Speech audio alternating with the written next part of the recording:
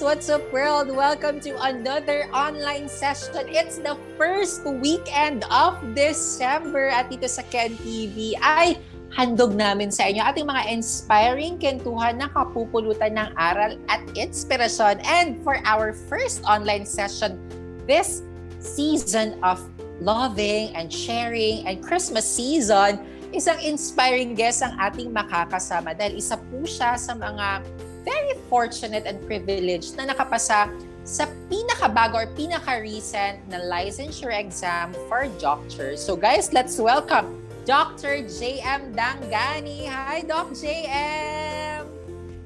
Thank you very much, Doc JM, for the opportunity na binigay niyo po sa Kenn TV. I know you are adjusting because finally now we can say that you're a certified doctor. Yes. Actually, until today, until right now, dili pa kay siya nag-sink in, no? Because I don't feel like maura man gihapon. Maura gud gihapon. I think naray additional na letters ako name, but I feel like I'm still the same person. So wala man ay kinahanglan gud magbag ko. Thank you. Pero Doc JM, ikaw ba, what was your childhood dream? Maging doctor na gid ba ang imuhang dream or goal bisan katong bata pa ka, or naakailahi na dream and then it turned out to be parang an blessing in disguise or an accident na na-lead ka into the medical field?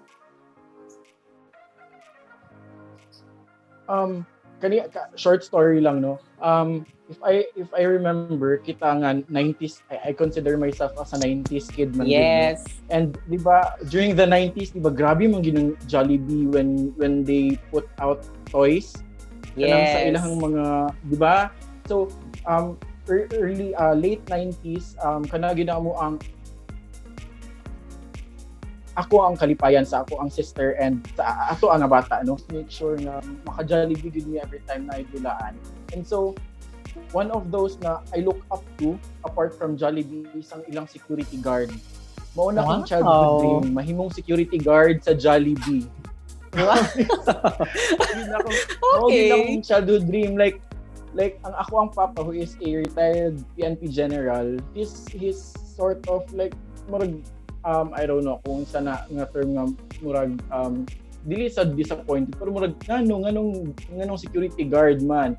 Ako sad kay murag feeling nako kay ako gid silang gina-look up, no, kay murag okay ra gid kay sa ako ang kanang ang ako ang sweldo ra gid sa Jollibee kay spaghetti basta sa Jollibee jud ko mag security guard. Basta security guard lang gid ka sa Jollibee. But later on kanang you know pareho kita, if makadungog ta siguro bata ngayong we siguro ang first na to nga reaction is to laugh about it. And yes. So every time na mangutana sa ako at an early age sa 5 or 6 and then they would ask me that, makatawa sila. So ako na as a young boy, mura bitag maulaw na lang kumutubag kay ngano makatawa man sila. And so yes. You know, the common answer to a question na unsay mong childhood dream, it would always be almost always na murag to be a doctor, to help people. And so murag kana na lang ako ang alternative answer, no. I didn't know na after a few years I would pursue that. Kay pag human og high school wala gid ko'y plano sa ako ang I really don't know what to do with my life. Unsa nga course ako ang pilion. But a lot of people think na ay feeling ako kay kanang sabaan kay ka ana, you tend to talk a lot, you perform a lot, so they really suggest nga magmascom ko, and I'm about to take the entrance examination in Ateneo de Davao that time. But then my sisters, no, it was my dad, sabi niya nga mag-nursing na lang daw ko because two of my sisters are nursing graduates. And okay. Mag-nursing na lang ko para wala na yung expenses sa books so that they can just pass on their books to me. Yes. But it was my sisters nga nag-ingin nga no, whatever happens, ayaw pag-nursing. Basically because they know how tiring it was. No? Kapoy gid kaayo ang nursing and they told me na ayaw pareha sa amo ang kay kapoy gid kaayo. And so, But what was the turning point that convinced you na I will take on this challenge? um, again, it was them who suggested nga, instead nga mag-nursing, mag-medtech ko. So pag medtech na ako, actually wala ko idea sa course, but I was able to finish it. And I eventually passed the boards, and then I worked in St. Luke's Medical Center in Global City. But then, I realized na murag, I don't think murag makaya na ko na naalang ko inside the laboratory, because I feel like there's something in me na ganahan ko mas dool sa mga pasyente, na mas ganahan ko maka-communicate with them, mas ganahan ko sa interaction with the patients. And somehow, if you're a medical technologist, medyo limited siya. So anak ko na, what if I pursue medicine? Kung capable man sad financially, then why not try to pursue it? And kato, sa kaluoy sa Ginoo na human man sad, and nakapasa man. But was there a point in that journey na marag nagmahay ka na kapoy day ni or mali day ni ang path na ako ang gitake? Kita kailan naman ta 4 or 5 years ago, right? And even before I started working, before ko nag-medicine, you know me as I had my stints in ABS-CBN. Yes, so, artista man good na si Doc JM. We churcher ramang good to. When I was in ABS-CBN, like what I remember telling Kuya Uncle Rovic na when he asked me na you know kanang in line with science ang manang course, then why do you think na murag kinahanglan na ang kadiri sa ABS-CBN or sa bidang pogi? And so I remember I answered it na, you know, the spotlight has always been my comfort zone. Wow, di ba? Murag yung isa. So anak ko na, you know, kay feeling man good na ako, since bata pa gid kay ganahan gyud ko musayaw, mas nga dili ko how mo kanta, ganahan gyud ko mo perform, ganahan ko ipakita akong talent sa daghan kay tao. In short, bagga kog nawong. But kanang after that kay murag na realize na ako na dili ang hosting stints ato that time, na realize na ako na dili siya forever. And so I have to practice my profession, sad, no? So I really and in fairness, even though you are in the field of medicine or you're taking up that course pa before, you can still perform, you can still sing, you can still dance, you can still do hosting. So at least karon you're now a doctor, and wala ta kabalo di ba maging doctor / host / celebrity / influencer, di ba? I think unsa na siya kanang siguro puhon, pero for now mag-try sa ko establish ako ang lisod man gud ni siya, cause I'm a first generation doctor, meaning I don't have any relatives na doctor. So I think I really have to maunang challenge, because you know it's a reality sad nga. I'm not saying this nga in any ang case in all cases, no, but it's a reality nga sometimes may advantages ang if you have relatives who are doctors. Yes. You have mom, kasi you dad, have kumbaga in a way instant mentors that will guide you, or bisag bata pa ka na nakay-idea in a way, you had a glimpse of their life. Pero kani Doc JM, was there a hesitation? Because like for example, during this pandemic, di ba, very at risk ang mga frontliners. Was there a hesitation? Or at some point, naisip ba nimo na murag nagmahay ka because murag mas grabe na ang challenge that you will face now as a doctor with this situation that we have now? You know what? I think I can relate to a lot of medical students, no, and also those na kauban ako who just took the board exam, that months ago or even until now, there was a point wherein we were all disappointed with how things are done, and ang always na mo ginaingon kay wala ko makapasa ko boards ingani nga akong trabahon, murag sa kapila na ko ka years nga nag-eskwela, nagpakalisod ingani ang setup, not just the disappointment towards those who lead the Department of Health in that matter, no? But disappointment also to the general public. Daghan kay sila questions, daghan kay sila what do you call this? Daghan kay sila kanang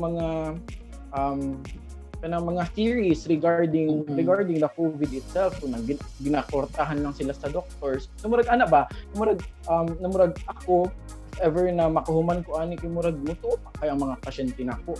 Murag dago kay siya nga question ba na murag may pagwala na lang ko nag-doctor di ay kay murag it's a difficult thing. But then again, we have to go back to the very essence of nganong nisugod ni ani.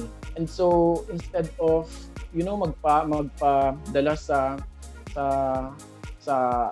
disappointments and stuff, I'm trying to take it as a challenge. Na Correct. Young as I am, pag human ako, I have to help my colleagues na Correct. we have to be front runners of truth and integrity sa medical field.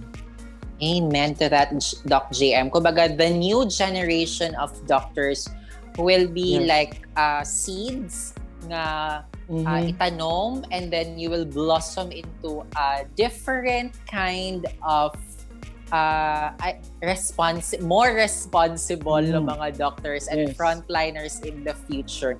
Ani Doc JM ha, grabe, bugat na ito siya na discussion. So with pila ka years with pila nimo ka years na experience syempre sa med school, syempre kami curious ni or wala ni idea about unsa ba ang mga subjects that you're going through na gina-take ninyo. So what is that one subject kaya Doc JM na if given the chance like ako or kami na nagatanaw karon, you want us to experience kaya isa ka subject sa inyong med school na ay kani marag dapat ninyo ni siya ma-apilan na klase or ma-experience na klase, what would it be and why?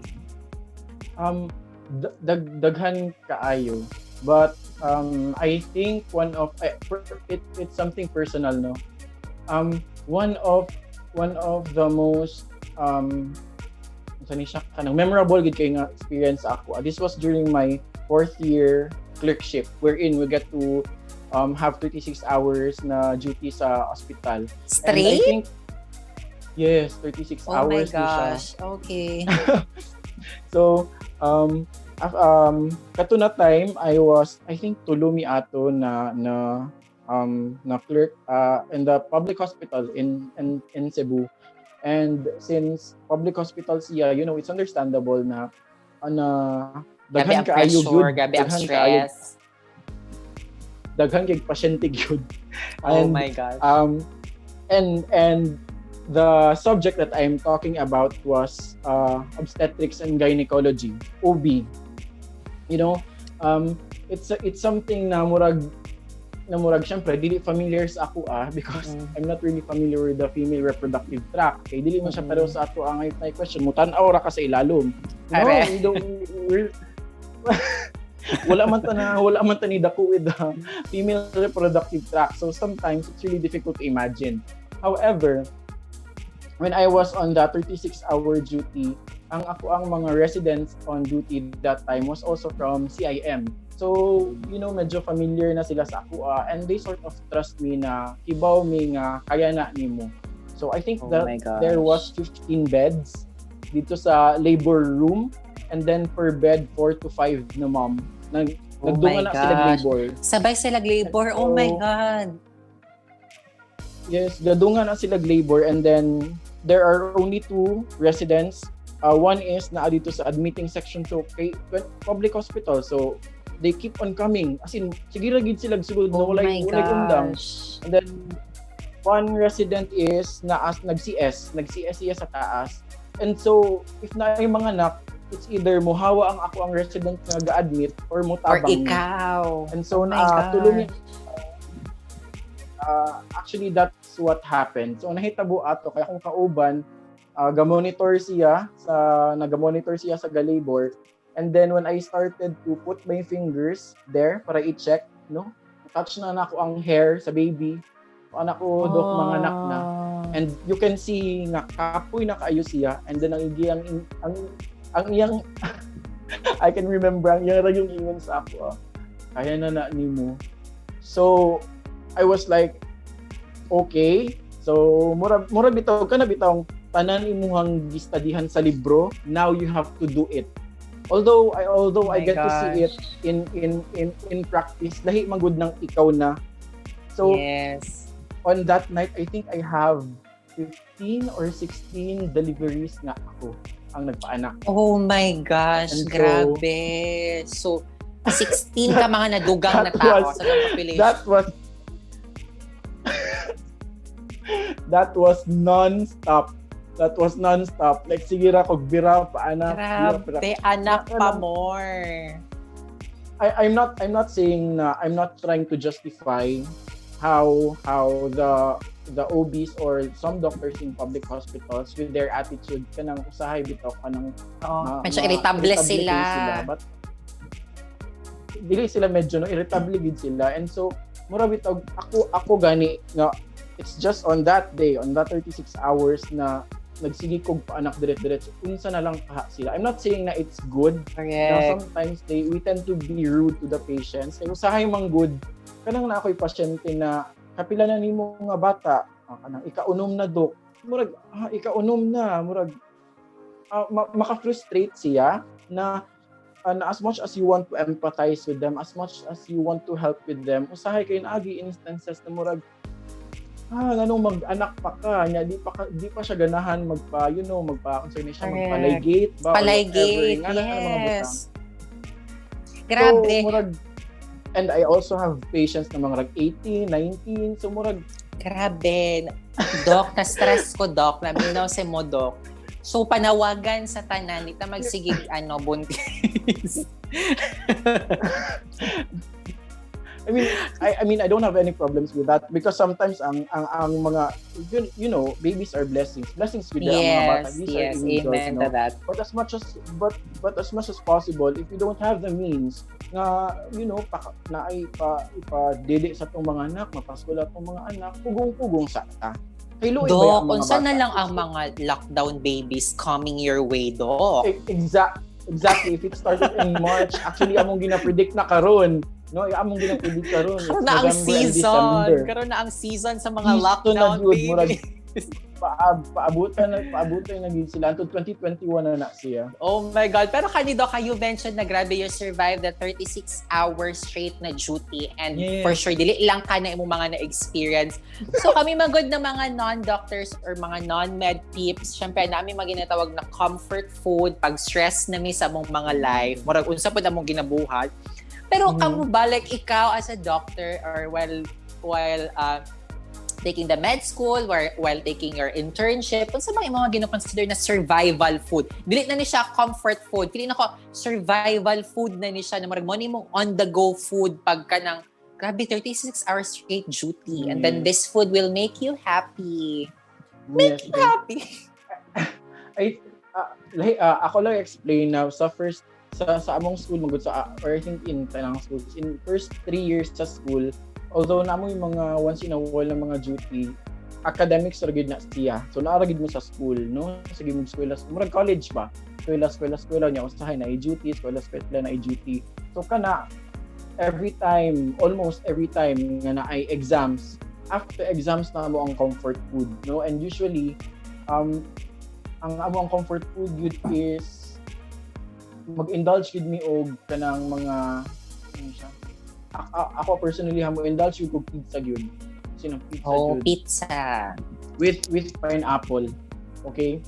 Pizza with pineapple. Okay. But katong sa latter part na kaning clerkship na maginatawag kaning 4th year, kana akong gi-mention nga 36 hours, no? Until sa among 5th year internship, milk tea gyud. Okay, milk tea is life. Milk tea is life gyud. Because again, as I sa English, mo akong giingon ganina, 36 hours man gud usahay man gud wala na mo'y pahuway. Yes. And of course, if you get to sit down and eat, that will take a lot of time. Imagine kung nagkaon ka dito niyo mo tayo mo hata ng pasyente mo rag ulaw bitaw kaayo. Correct. So, at least ang grab na lang og milk tea. Pinakapaspas. Yes, pinakapaspas siya nga igora ka mo sip niya after an hour na sad nimo balikan imong milk tea kay daghanan sa kay pasyente. So actually dili siya cliche.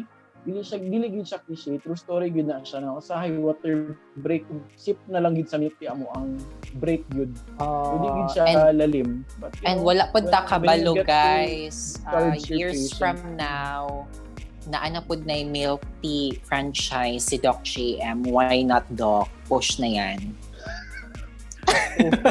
Puhon. Okay, Doc, ko. from that very heavy discussion, diri na punta sa medyo light na punta ng mga light na punta ng mga chikahan. So, tanan na lang, sige na lang heavy discussion, Okay. di ba?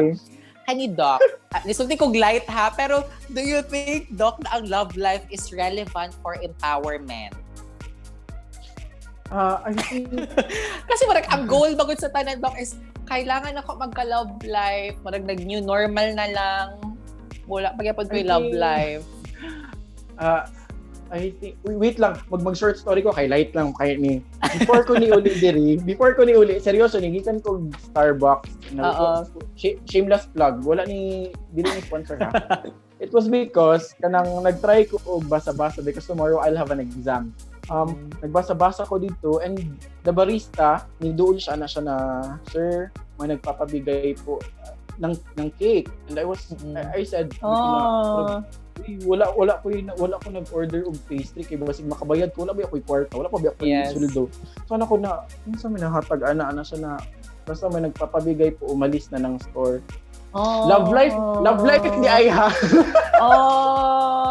Oh my gosh. So, murag makaingon ka ba na murag kapoy kaayo mag-unsa, kapoy kaayo na murag if you're career oriented, perhaps dili siya important, but lami ang feeling sa ma-in love. Yes. And although dili ko kaila basi dahil di ba basig ISIS dahil to siya or terrorist Oh my God. or whatever, we can never tell, but the mere fact that na murag feeling nimo important ko for a few minutes today, murag lami ang feeling yun. And so what more pa kaya if you are if the stars align sa imong career, na you have a good career, you have a good hospital ko asa ka nagtrabaho, okay imong pasyente, and at the same time someone is inspiring, hindi ba mas lami mo trabaho knowing I that think that's after that that's really ano siya, mara siya, yes, you mentioned na pakonsuelo na lang siya for those people na very goal-oriented, na ang focus nimo sa imong life is work, career, achieve this, achieve that, and then without minding na magka-love life ka and all, and then suddenly click lang na ay mga paandar na mga pabigay ng cake, sana all. Yeah, I want to reiterate lang kay basta misunderstood ko sa atong viewers nga unsa siya kanang, is it a necessity? No, definitely not. But if you go through a lot, from hospital, 36 hours nga duty, daghan kay nahitabo, you are physically, mentally, and psychologically drained. It's really good na you go home and someone welcomes you, na it doesn't necessarily have na mangutana sa imuha kung unsang nahitabo for the day, kanang mangutana lang sa imuha ni kaon na ka. Murag ana ba ta, wow, diba? So baka naman nananawagan kami. baka naman. Yeah, so why not click the link below. Yes, PM is the key, guys. Mao lang pud nako mapansin pud lagi, 'di ba? Pero ano na lang siya, siguro it's a pakonsuelo na lang to those people na kanang like na mga struggles or really focused on their career, na dili na to i-deprive sa ila. Huwag niyo i-deprive sa amin ang feeling na kiligin or may love life. Oo. Kung si Miss Everything nga nakahatag ng Mr. Everything, tayo pa ba? True. Yes. Paano ka ni Doc JM? Tinuod. Very serious kaayo ni siya na question. I think this is a life-changing question. So, ready na ba ka ni Doc? Patay. No. So, Doc JM, GG. Doc JM, why do birds suddenly appear?